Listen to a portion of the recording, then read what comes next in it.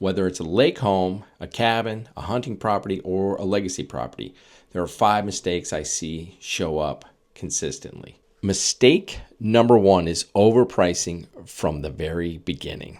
That's day 1. Sellers will price the property based on emotion. We already know market does not feel or adjust itself to emotion. The other one is your neighbor's opinion. I understand they may have an opinion, but that's what it is. It's a neighbor's opinion. Online estimates. That's another one that helps with overpricing. Testing the market is probably one of the bigger common ones, especially in the beginning of a selling season. They'll come out strong, or at any time of the year, but they'll come out real strong to test the market to see what kind of reaction they can get. The market usually punishes overpricing because your strongest buyer attention is right out of the gate, and you can lose that window with overpricing. Mistake number 2 is thinking that buyers see the value automatically. You have to understand sellers, you know the story of the property, the history, the things that you have done, throughout the years. The buyers coming in don't know that. Buyers, they don't have a way of knowing it. They'll project their own future stories on it, but they have no idea. So you want to share the story. Features need to be explained and positioned. Like when you put in this beautiful waterfall or whatever you've created that has a unique feature to the property, you need to explain it, and it has to be positioned. Shoreline quality, privacy, if you have a hunting setup, other things are like trail systems throughout, those are into biking and hiking and trail systems, coming through and from the property. Proximity to certain lakes and other recreational, locations. These are all things that you need to, share with, when you're marketing and expressing the value of the property to buyers coming in. You cannot just assume that they understand the value. We have to share with them and position it right so they have an understanding and see the value. Just because the property is special does not mean that the market will understand that.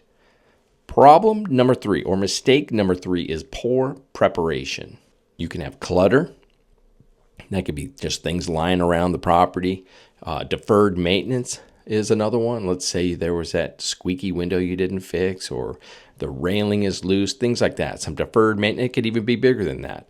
A messy shoreline, like let's say trees have blown over during the winter storms or things like that. You want to have it organized and cleaned up. Unattractive exterior, that could be, the home could use a freshen up with wash or painting. So the exterior could just have a messy overall appearance, and you just got to look out for poor first impressions. In this market, buyers are buying a lifestyle, so the way the property feels when they're looking at it really matters. Mistake 4 is bad photos and poor marketing. For an example, you have interior photos that are dark and it's hard to see, what is going on in the home. There's no story behind certain things that you want to share with people that, can draw buyers into it and have them, feel a part of this property in the home. There's no emphasis on water or, the land, privacy or the recreation that could be done there. So this is, comes with a form of marketing when you're trying to share the story. And all in all, you can have a weak presentation online. If your property doesn't stand out online, a buyer may never give it a second chance. Mistake number 5 is hiring the wrong agent. And I could even be the wrong agent for you, depending on what your property is. I understand that.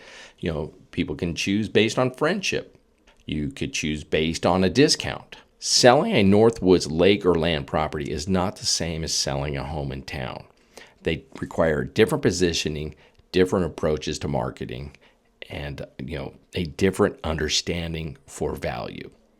The sellers who get the best results avoid these 5 major mistakes before they ever hit the market.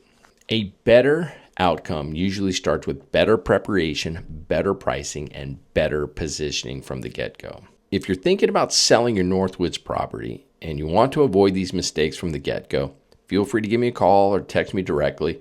I'll be happy to walk you through our strategy.